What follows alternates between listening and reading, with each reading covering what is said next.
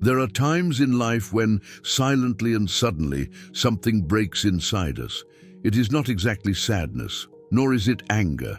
It is deeper. It is a sense of exhaustion of the soul, a tiredness of trying to correspond to patterns that are not ours, to maintain bonds that only suck our essence, to insist on adjusting to spaces that have failed to make sense. This is the moment when, according to Carl Jung, the genuine process of individuation begins, the break that reveals the true self. Interestingly, this turn is not accompanied by grand signs. There is no divine indication or a scheduled date on the calendar to warn us, today you will be free. On the contrary, he arrives sneaky at the most necessary moment. It usually comes after countless nights, trying to believe that everything will get better, that may be just a phase, that with more effort or patience, the pieces align. Even with a tight heart and intuition shouting that something is not right, you insist. But they never align themselves, nothing adjusts, and it is in this inner collapse that everything changes. By the way, if so far you have felt that this content has touched something inside you, take the opportunity to subscribe to the channel and leave your like. It helps too much to bring this message to more people who also need to hear it. Share with someone who is going through a similar moment. And tell me here in the comments, which city are you watching this video from? I will love to know how far this reflection is coming. This is where the decision is born to put an end. For Jung, this is not just an emotional impulse or an impulsive act. It is a deep call that springs from the unconscious. It is a cry that the psyche has been issuing a long time ago, waiting to be recognized. This call marks the beginning of a path without possibility of return. When you leave what does not represent you, when you dare to go towards your inner truth, the old self crumbles and a new being begins to emerge. A more lucid, firmer, wider being. Many still confuse this gesture with rebellion. But in reality, it is a gesture of deep respect for yourself. It is the starting point, not the outcome. But why is this rupture so challenging? Why, even recognizing the damage, we reluctant to let go? Jung showed us a painfully true explanation. We shape our identity from pain. For years, you told you a story that validated suffering. You may have told yourself things like, I have no choice, maybe it's anyway, I must deserve it, or what if I end up alone?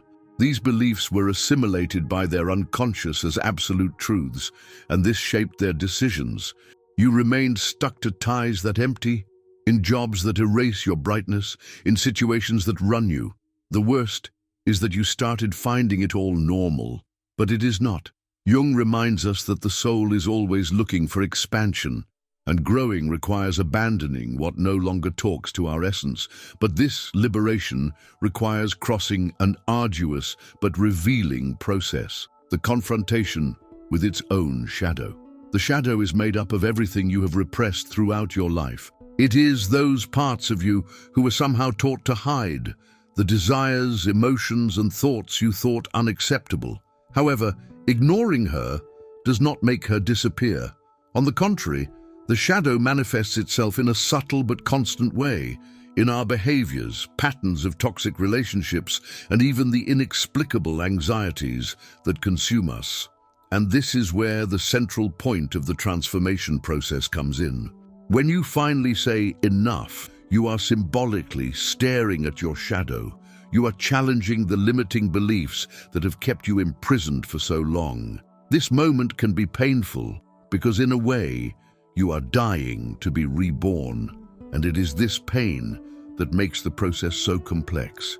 By releasing something or someone, you are not just giving up a person or situation, but in fact, you are letting a version of yourself, a version that was its comfort zone for years, which served as a refuge and justification, not to advance. However, this version of you no longer aligns with who you are becoming. When it makes this decision, the unconscious, in his attempt to protect what is familiar, reacts. At first, fear is immense, doubts arise, and you ask if you really made the right choice. Many, at this point, retreat. returning to the comfort zone. However, there is something very important to remember. Fear is not a sign of error, but a clear sign that you are actually changing. The unconscious prefers the known, the stability of the predictable. But the soul has its own plans, and this is where the true internal struggle begins, the battle between the known and the uncertain, between the comfort of old age and the promise of a new beginning. If you can move on without looking back, something extraordinary begins to happen. You start to recover your vital energy. Jung described this process as a psychic rebirth, a return to his deepest self. For years, his energy has been scattered, retained in situations and relationships that did not favor its growth. Each time you submit to something you didn't want, you give in a part of your vitality, and each time it represses an emotion for fear of rejection, it moves away from its essence. However, when you decide to let go and release what imprisons you, all this energy returns to you. It's almost like a miracle. Which once seemed impossible, now it becomes clear. What once had pain suddenly loses its impact, and what once seemed essential no longer makes sense. But there is more. Something that no one tells you, something that only reveals itself when you really cross this transforming process. There is a kind of love that is only born after rupture, a feeling that does not depend on looks, promises, or acceptance of others. It comes up when you recognize for the first time that you need nothing but who you are. And this discovery changes everything. When you love yourself with truth, without conditions or masks, something inside you realizes, and nothing more will be as before. The search desperate for external validation falls apart. You stop accepting leftovers because now you know exactly what you deserve. He stops living waiting for someone to come to rescue you because he understands that he has always had the necessary strength to walk on his own. And then, almost effortlessly, it all starts to adjust. Not by magic, but because you finally tuned to your essence.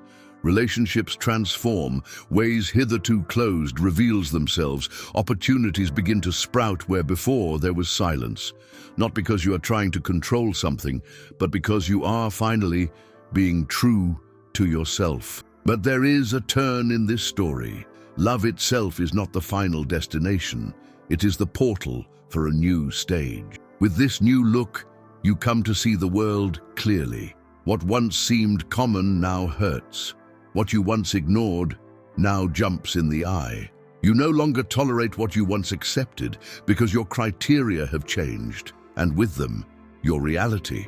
The justifications that served as shelter begin to crumble. You no longer believe in the lies that you used to tell yourself to support the discomfort. And at this point, a painful truth reveals itself. You spent years trying to make others see their value, thinking that, with sufficient effort, could transform someone. But now it understands it is not your duty to heal the other. Love does not mean being responsible for the wounds that the other refuses to face. Carl Jung warned us, when someone does not face his inner darkness, he inevitably projects this chaos on others. And this is how the same stories, the same cycles, the same sufferings are repeated. Wounded people unconsciously seek someone who mirror their pain. And if you are not aware of it, it becomes the stage where these dramas repeat themselves. If one day you allowed someone to project your pains on you, accepting responsibilities that were not yours, it was because you had not yet understood an essential truth. Your role there was not that of Salvador, but of an apprentice. Self-apprentice. When you finally set a limit and refuse to perpetuate this pattern, a change happens, and it reveals much more than you think. Those who once used guilt, drama, or false promises to arrest you now show who they really are. Some react with indignation, others try to make you believe the mistake was yours. Many will say that you are no longer the same. And in a way, they are right, because you really changed. You ceased to be that person who accepted crumbs, no longer silent to maintain peace. The love for you that you are building is not a passing emotion. It is a firm foundation, a structure that begins to support all aspects of your life. But for this feeling to grow solidly, it is necessary to go through a challenging step, the confrontation with loneliness. When leaving behind what no longer belongs to you, a space opens, and this space, once filled with ties, routines, and certainties, even if painful, is now unknown territory. And the unknown inevitably scares. You question yourself, think about impulse, feels the weight of silence, fears not finding something that is worth it. It is at this moment that Jung's teaching resurfaces hard. The psyche does not long for comfort, it seeks evolution. And every process of evolution is preceded by instability. During this phase, it is common to miss, not necessarily what is gone, but the false security that it offered. But this feeling is brief, because in the heart you already know the old self can no longer exist. And that's exactly where reality begins to transform.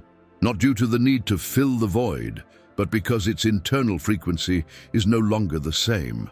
As Jung stated, what we experienced outside is just a reflection of what we carry inside. When you saw yourself fragmented, it attracted relationships that reinforced this disconnection. Now that it recognizes its importance, now that it understands that respect for itself is not negotiable, the scenario changes. The people you lived before, you don't fit in. Not because you rejected them, but because you stopped vibrating in the same tune, and what you once supported now has simply become impossible to accept. Instead of doubting if you are being too demanding, you begin to realize that you are actually just defining new limits. It is not about arrogance or superiority, but respect for you. Now you know what you deserve, and accept less than it just ceased to be an option. It is at this point that many people give up, as the process of inner reconstruction is full of ups and downs. Emotional evolution does not follow a straight line. There are days when everything seems to make sense, and others when doubt takes over. But the secret is not to be dominated by instability.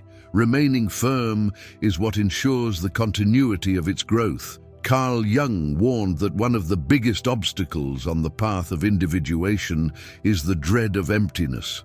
And the emptiness, in fact, scares. But no one explained to us that this emptiness is actually a fertile soil. That's where everything new begins to sprout. If you fill this space hastily with what you already know, moved by the fear of uncertainty, you risk returning to the same cycles as before. Therefore, after breaking with what no longer makes sense, the most essential is to allow us to inhabit this space. Feel what he has to offer. Find out who you are without the weights you carried. Because when you resist the urgency to fill this vacuum with anything, something powerful happens. You start to see clearly. A lucidity that once seemed unreachable begins to emerge. The certainty that nothing external is necessary for you to feel whole. And when this understanding settles, its reality begins to transform itself in a natural and surprising way. Now their choices are not departed from scarcity, but from a state of fullness. You don't seek love, you radiate love. You do not beg for attention, you magnetize. You do not accept little because you know your true value. This renewed energy begins to show in every aspect of your life. The connections that appear no longer come to suck, but to add, and what once seemed unreachable now presents with lightness and possibility. This is not because the world around you has transformed. It happens because you have become. Before closing, I want to make a sincere invitation to reflection. Have you ever seen yourself stuck to a version of yourself that didn't make any more? Have you ever felt that behind all the masks you learned to wear, there was a you trying to emerge, seeking freedom, truth, authenticity? If any part of this conversation has touched you, it made sense with something you are living or has lived, share with me here in the comments. I really want to know which excerpt resonated most in your heart. And of course, tell me which city you are watching from. It is wonderful to see how these experiences connect us, even at a distance. If this content brought clarity, welcome, or even that push you needed, don't leave here without leaving your like. Subscribe to the channel and activates the bell to continue following this journey of self, knowledge, healing, and transformation. And if you know someone who is also trying to meet again, who is in the midst of chaos, trying to understand his own way, sends this video to her. Sometimes all a person needs is a word that arouses what is ready to flourish.